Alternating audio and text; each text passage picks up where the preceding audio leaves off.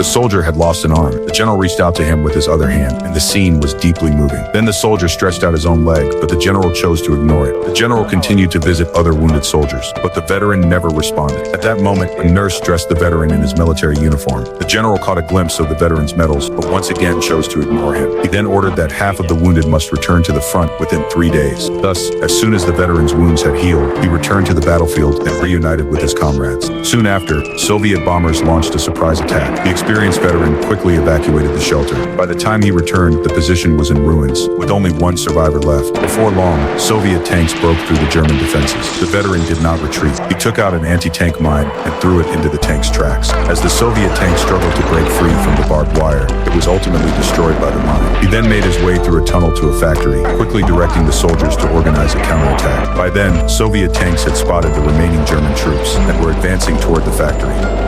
The veteran immediately threw a grenade, temporarily disabling the tank. The tank immediately returned fire, but the veteran had already retreated into the tunnel. He then set up an ambush near a wooden bridge, taking out the station sentries. Disguised as a Soviet soldier, he quietly approached. The Soviet soldiers sensed something was wrong and reached for their guns, but the veteran fired first, eliminating the Soviet soldiers. The veteran immediately sent a telegram requesting extraction, but unfortunately, the radio suddenly broke down. He had no choice but to withdraw to the camp on his own. When the German battalion commander saw them wearing Soviet uniforms, he immediately ordered the machine gunners to open fire, ignoring the German soldiers who tried to stop him, and indiscriminately gunned down the heroes who had braved the Soviet positions.